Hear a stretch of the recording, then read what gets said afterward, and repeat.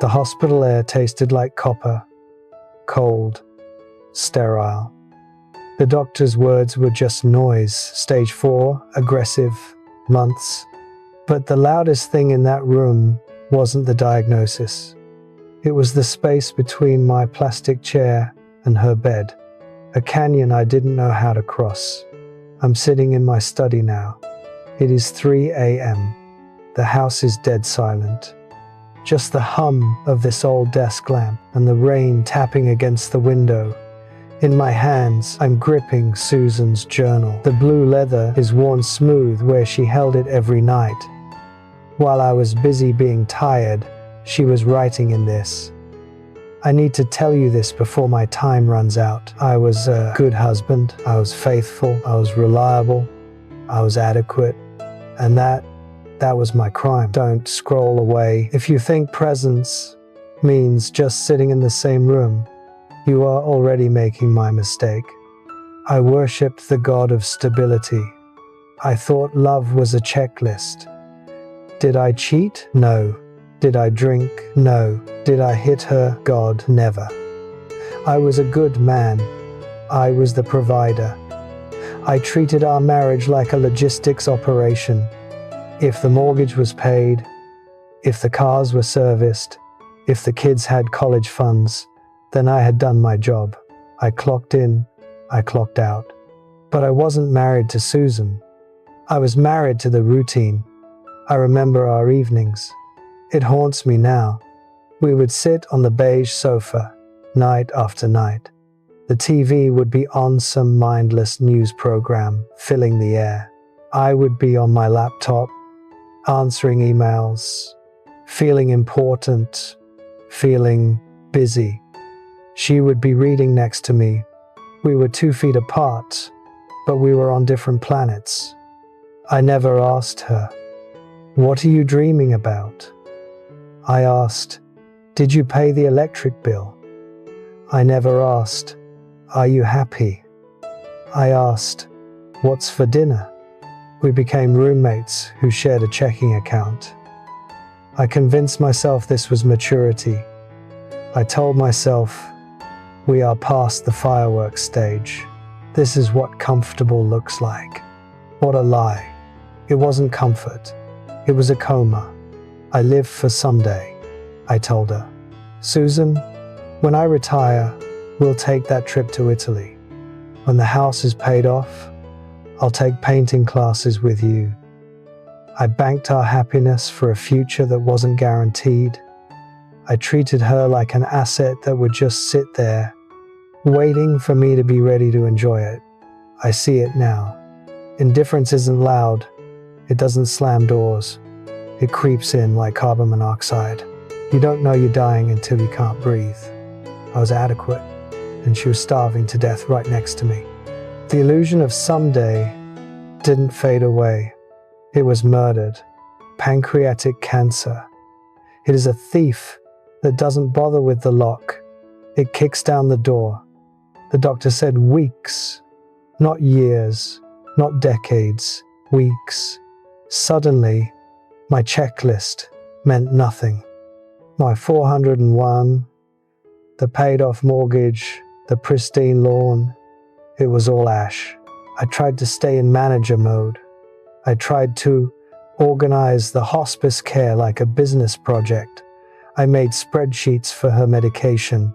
I argued with insurance companies. I was desperate to be useful, to be right, because I didn't know how to just be. I remember the 3rd week of hospice. The house was quiet, too quiet. The only sound was the rhythmic hissing of the oxygen machine. Hiss, click, hiss, click. It was a countdown. Susan had shrunk. My strong, vibrant wife was disappearing into the sheets. I was sitting by the bed, holding a glass of water, terrified to spill it. I was so worried about doing the task correctly. She reached out. Her hand was so light, like a dry leaf. She placed it on my arm. "Peter," she whispered. Her voice was thin, raspy. I leaned in. "I'm here, Sue. Do you need more morphine? Is the pillow okay?" She shook her head. A small, sad smile touched her lips. "Stop fixing," she said. "Just look at me." I froze. I looked at her, really looked at her. I saw the gray in her hair that I hadn't noticed accumulating. I saw the map of wrinkles around her eyes lines carved by smiles I had missed while looking at my phone. "We were good at being married," she said, her eyes locking onto mine. "But Peter, we wasted so much time being right instead of being close." The air left the room. "I don't care about the house," she continued. "I wanted you. I wanted the messy parts of you. I wanted us to fight and make up, not just exist." She closed her eyes. "It's okay. I love you, but I missed you." She died 2 days later. I sat there in the silence. The manager was fired. The provider was bankrupt. I had won every argument about finances. I had been right about the most efficient route to drive to the grocery store. I had been correct for 41 years. And sitting there, holding her cold hand, I realized the terrifying truth. I was right, and I was alone. The silence in the house wasn't peaceful. It was a verdict. All the safety I had built, all the stability I worshipped, it couldn't buy me 5 more minutes to ask her, "Who were you, really?" I had preserved the container of our marriage perfectly, but I had let the contents evaporate. The funeral was a blur of black suits and whispered condolences. Everyone told me the same thing. "Keep busy, Peter. Don't let the silence in." That is the modern world's cure for everything, isn't it? Distraction. If it hurts, run. If it's quiet, make noise. But for the first time in my life, I disobeyed. I didn't go back to work. I didn't turn on the TV. I stopped. A week later, I found them. In the bottom drawer of her nightstand, buried under winter scarves, 30 volumes. The journals. I sat on the floor, my back against the bed frame, and I opened the one marked 1998. My hands were shaking. I expected grocery lists. I expected complaints about my long hours. I expected the mundane tracking of a suburban life. Instead, I found poetry. November 14th, she wrote. The maple tree in the backyard finally turned that deep, burning red today. I watched a single leaf fall. It danced all the way down. I wanted to show Peter, but he was angry about the neighbor's dog barking. I made him tea instead. I hope he can taste the quiet in it. I froze. I remembered that day. I remembered the stress, the noise, the irritation. I remembered barking orders. But Susan, she was watching a leaf dance. She was brewing quiet into a cup of Earl Grey. I kept reading. Night after night, I read. It became my new job. And slowly, the strangest thing happened. The grief, that heavy, suffocating blanket began to lift, replaced by something warm, something like introduction. I was finally meeting my wife. I learned she secretly loved the smell of old books more than perfume. I learned she had a dream of visiting a specific bakery in Paris, not for the bread, but to watch the flour dust float in the sunlight. I learned that she loved me fiercely, deeply, not for my paycheck, but for the rare moments when I would let my guard down and laugh. His laugh, she wrote in 2005, is the sound of a door opening. I started to live inside her words. The shift didn't happen all at once. It happened in the mornings. I used to wake up at 6 a.m., check the stock market, drink black coffee while standing up, and rush. Now, I wake up when the light hits the floorboards. I go to the kitchen. I don't make my quick instant coffee. I make her tea, Earl Grey, loose leaf. I watch the water boil. I listen to the bubbles. I pour it into her favorite ceramic mug, the one with the chip in the rim that I used to say we should throw away. I hold it in both hands. I feel the warmth seep into my palms. I walk out to the back porch. The garden is overgrown now. The old Peter would have hated it. He would have seen weeds. He would have seen chores. But through Susan's eyes, I see what she saw. I see the chaotic explosion of life. I see the bees working the lavender. I sit there for an hour, just sitting. It sounds crazy, doesn't it? To say that I am happier now, alone in a house that smells of dust and tea, than I was when I was a successful man with a living wife. But it's the truth. Back then, I had everything, and I experienced nothing. I was sleepwalking through a gold mine. Now, I have nothing, but I experience everything.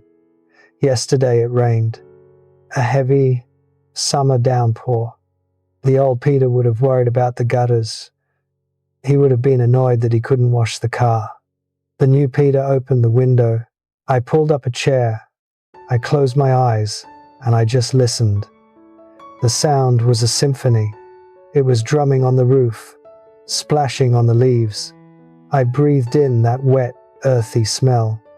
I whispered, "I hear it, Sue. I hear it." And in that moment, I felt a peace so profound it brought me to my knees. It wasn't loneliness, it was connection. I was finally present. I was finally adequate because I wasn't trying to be anything else. I have learned that love is not a transaction. It is not about providing. Love is curiosity. Love is the willingness to witness another person's life, to really see them, even in the boring moments. I cook now.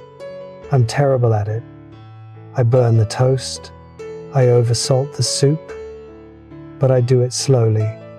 I chop the carrots, and I marvel at the color orange. I think about how Susan used to hum while she chopped. I try to hum the same tune. My life is small now. My calendar is empty. My inbox is full of unread messages I don't care about.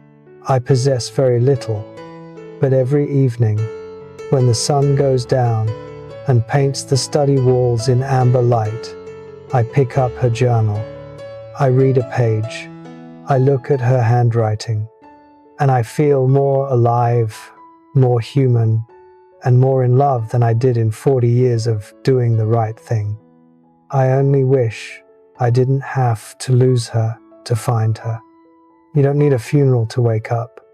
You don't need to find a journal in a dusty drawer to finally meet the person sleeping next to you. Please, listen to me. Stop being adequate. Stop being busy. The work will be there when you die. The emails will be there. The dust on the shelves will be there. But your person, they are not guaranteed. The biggest lie we tell ourselves is that we have time. We think love is a mountain we climb once, and then we sit at the top. But love isn't a mountain, it's a garden. If you don't water it, if you don't look at it, it doesn't just stay the same, it dies. Tonight, do not ask your partner about the bills.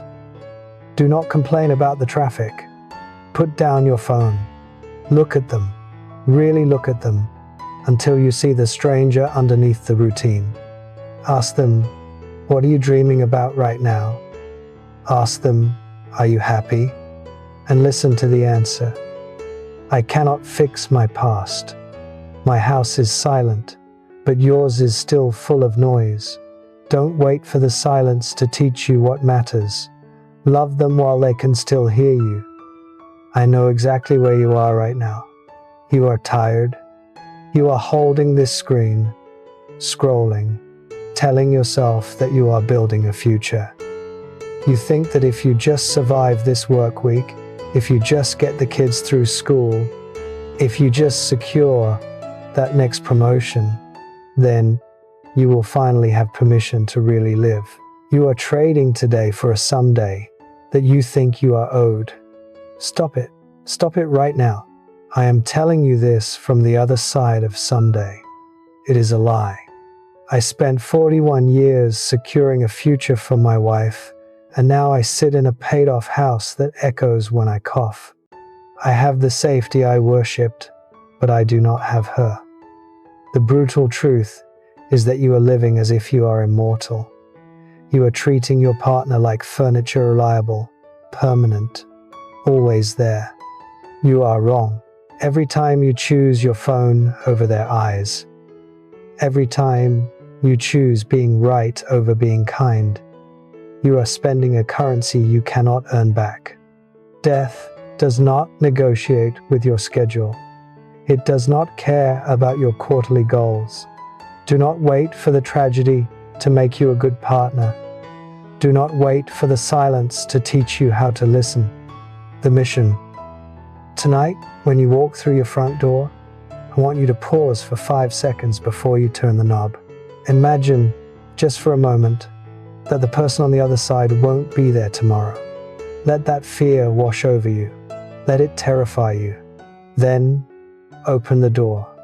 Put your phone in another room. Look at them, really look at them, and ask, how are you really? And listen as if your life depends on it. Because it does. The clock isn't ticking, my friend.